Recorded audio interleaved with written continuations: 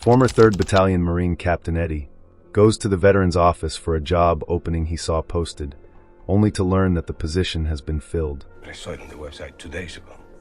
The admin goes over his file, 3rd Battalion, 5th Marines. a very impressive one, but she sees where his psych evaluation was not ticked.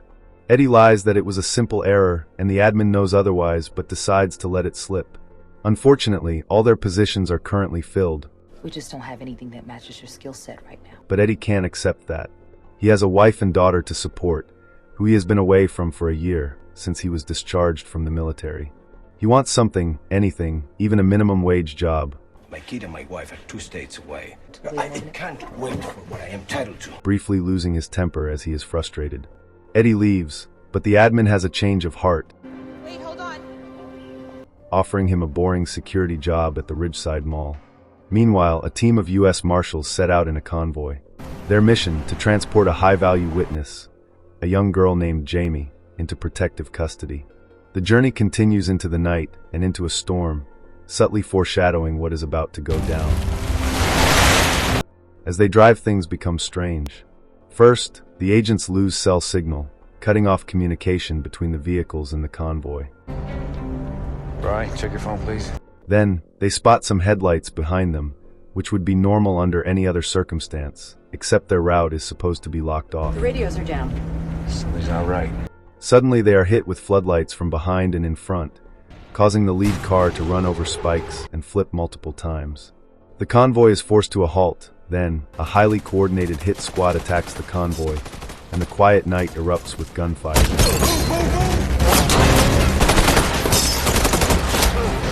The agents are being wiped out, so the leader urges a frightened Jamie to escape into the woods, but soon, even he is gunned down.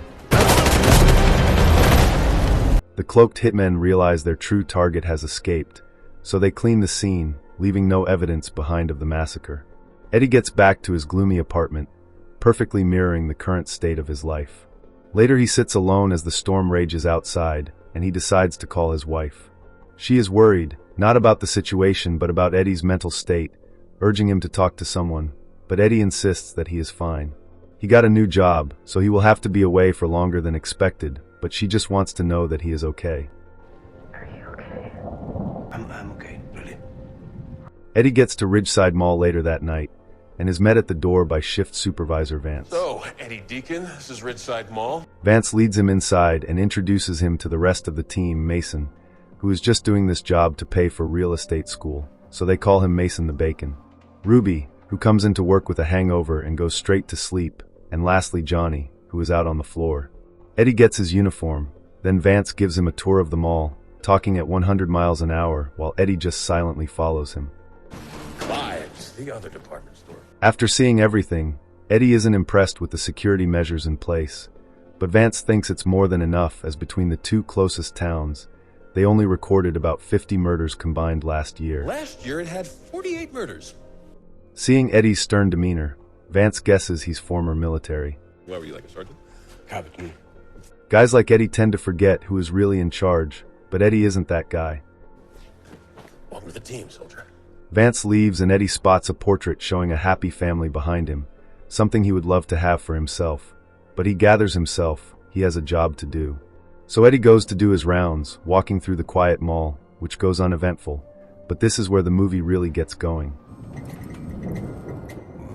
Yeah, we got it under control. Just give it a minute. Eddie is startled by a loud banging on the door, only to see a young girl there begging to be let in. He can't wait for Vance to make up his mind, so he lets her in, and she collapses in his arms. As they try to figure out what the hell is going on, they decide to call the cops only to realize the phone lines are down, and even stranger, a lone man soon approaches the entrance to the mall. This man is Charlie. He claims he is Jamie's father, but in reality, he is the very dangerous boss of the 666 gang. Hey, yeah, we got her. Yeah, she's here. She's okay. Don't worry.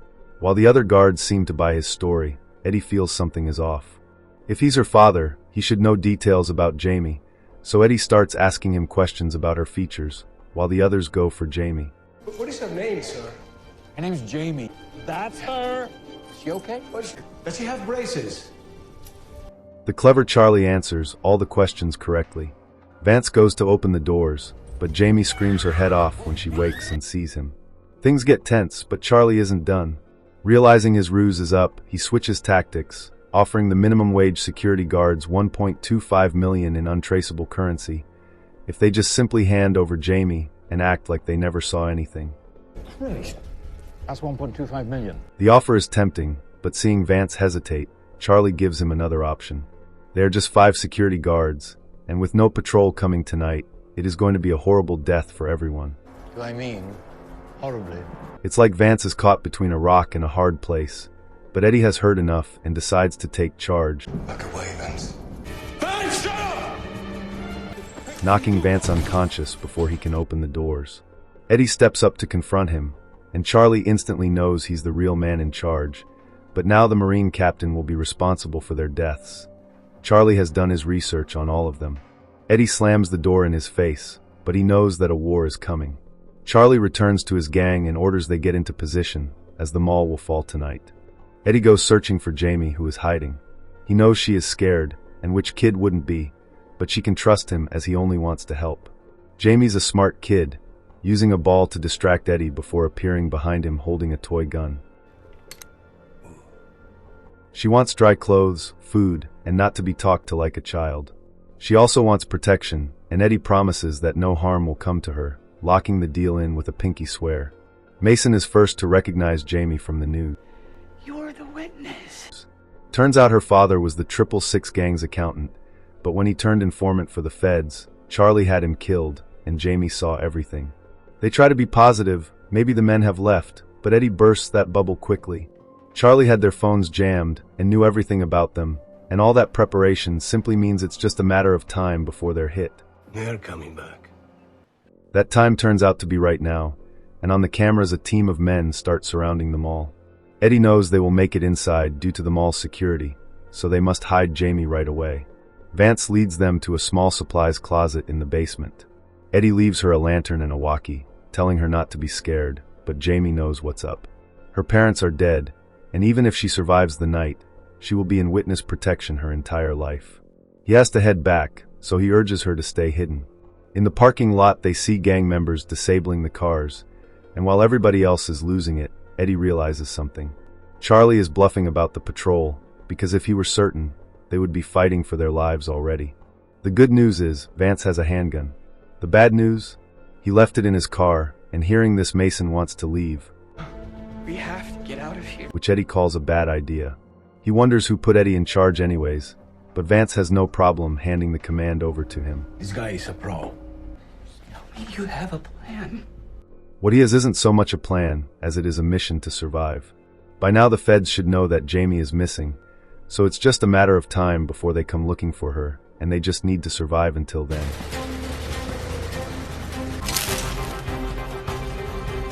They barricade the doors, then drag a couch to the roof, and it's at this time Charlie kicks off his assault. A car rams the front doors. Then a mercenary named Farrell uses it as leverage to begin climbing the walls. Eddie responds by setting the couch on fire and dropping it onto the car and setting the driver on fire. A very clear message. Taking the mall will not be easy with a former Marine inside. The guys escape the roof under heavy sniper fire, leaving Charlie fuming. Vance accidentally drops his taser and goes back for it when he is attacked by Farrell. He fights for his life, but luckily Ruby hits Farrell over the head, saving him. But Farrell is far from dead. Realizing they're about to be overrun, the two destroy the screen in the surveillance room before meeting up with Eddie and Mason in the food court. They have about 30 minutes before the gangsters push to their position, so they need to prepare to take out as many of them as possible. Ruby can use a bow, while Johnny has bomb-making skills thanks to YouTube, so they take up their positions and begin to home alone the entire mall.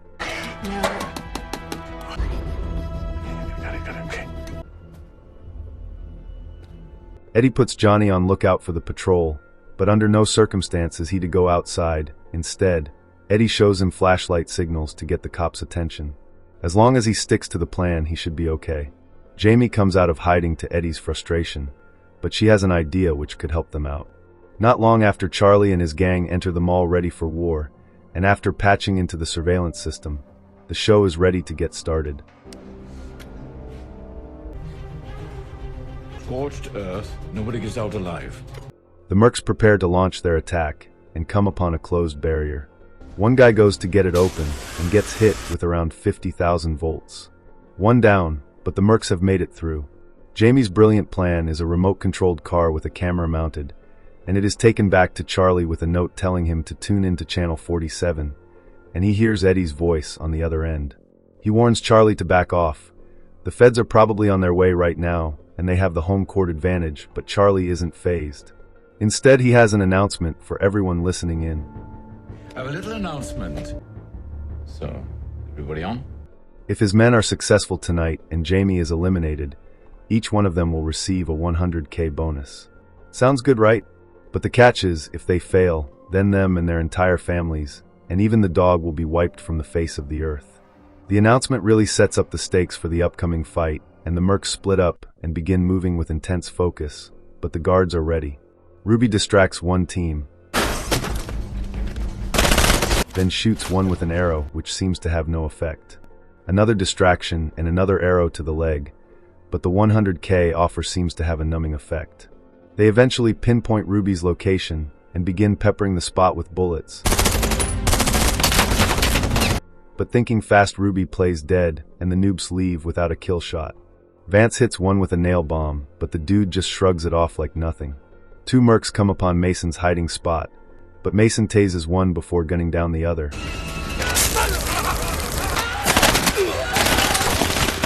The urge to live pushing him into action. After the first wave, Eddie checks in with the guys, but Mason is scared shitless and stuck, so Eddie starts moving towards him.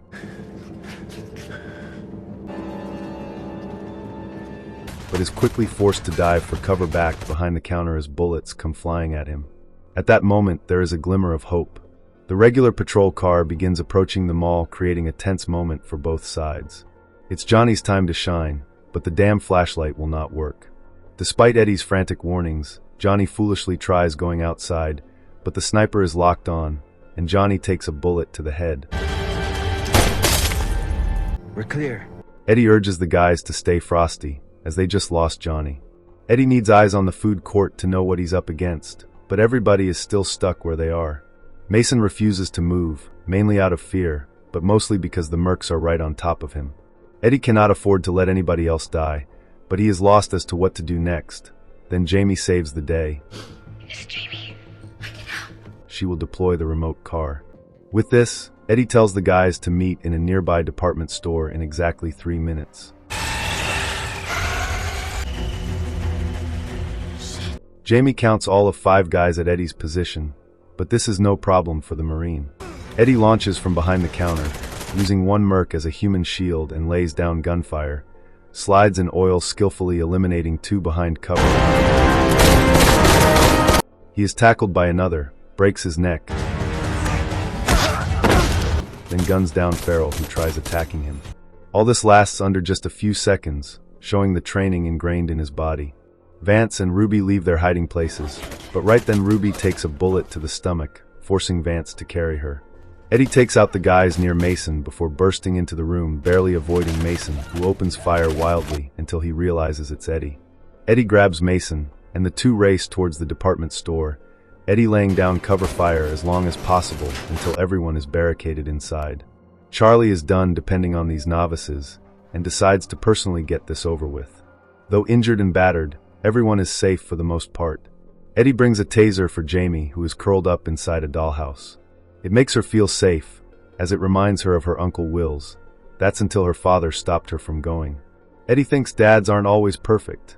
He's not defending the man, but sometimes there's more going on than it appears. He may have been afraid of putting Jamie in danger, or maybe even afraid of himself, and Eddie seems to be talking more about himself. This gets Jamie thinking, but there's no one she'd feel safer with than her uncle. The brief moment of peace is shattered when Charlie radios to Eddie. Let's have a little chat, shall we? They are trapped, and the only thing keeping them alive is a thin steel door. So he gives them one last chance to hand over Jamie, but it's 2 hours since his failed hit, and Eddie knows he's running out of time.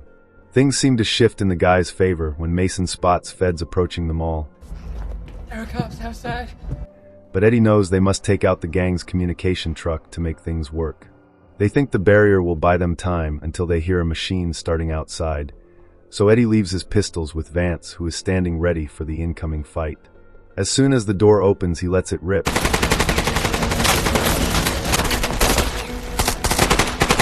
keeping the trained mercs scrambling for cover. Eddie goes to meet the marshals, who hold him at gunpoint, demanding Jamie. Meanwhile, Vance is chucking Molotov cocktails, desperately trying to keep the advancing men back with just his guts. Eventually, though, Vance takes a few rounds and collapses.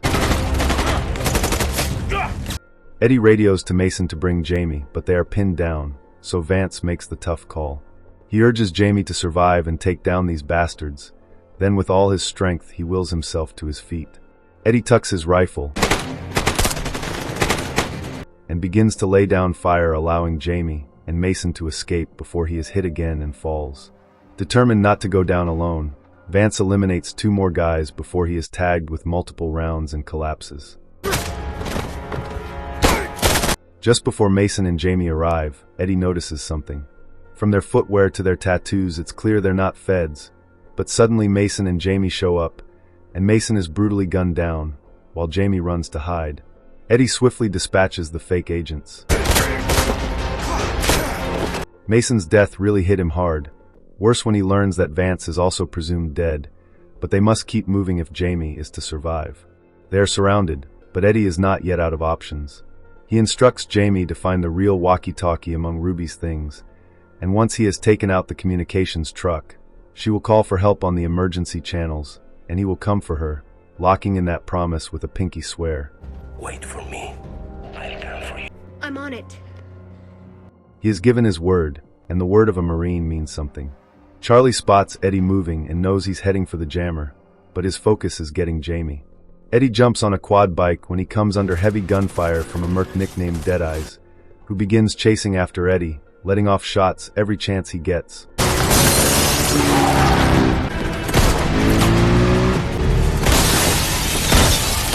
But Eddie evades him.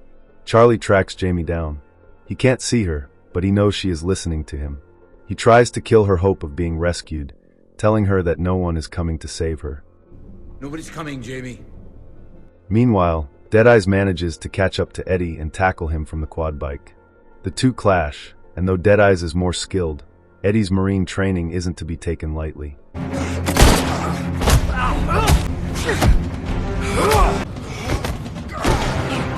Deadeyes charges with a blade and manages to land a strike, but Eddie pushes through, eventually slamming Deadeyes to the ground.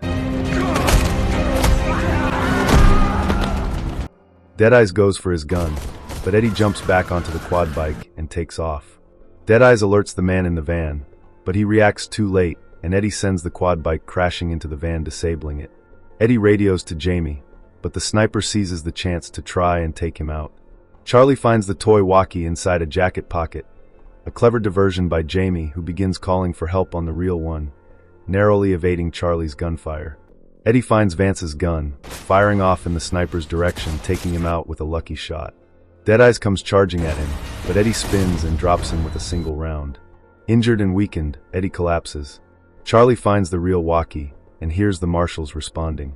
He again tries playing mind games with her, telling her that Eddie has left her alone like everybody else in her life. He doesn't have to kill her, but he cannot allow her to testify at the trial tomorrow and offers to take her somewhere safe.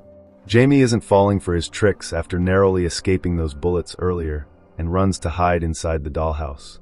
She is leaving Charlie with no choice. She thinks she is well hidden, but Charlie has already found her and drags her out of hiding. At that moment, Eddie stumbles and determined to stick to his word to save Jamie. He could have been a rich man, but Eddie isn't one to put money over a human life. He hints to Jamie that she still has the taser, so in one move, Jamie shocks Charlie before Eddie sends a bullet straight into his head. With the threat past, Jamie helps Eddie outside where the feds have arrived in their numbers. They order Eddie to surrender, but Jamie refuses to leave his side, determined to protect the man that saved her life. In the end, Vance has somehow survived, and he and Eddie share a well-earned salute. A few days later, Eddie wakes in a hospital with Jamie still by his side. She has come to say goodbye, thinking that Eddie's daughter is lucky to have him as her dad.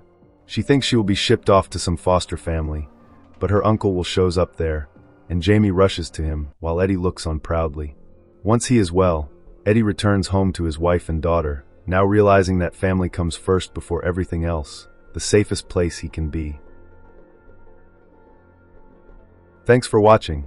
If you had a good time, go ahead and hit that like button, drop a comment, and of course, subscribe for more recaps just like this. And hey, don't click away just yet. YouTube thinks you'll love one of these 2 videos popping up right here, so check them out next.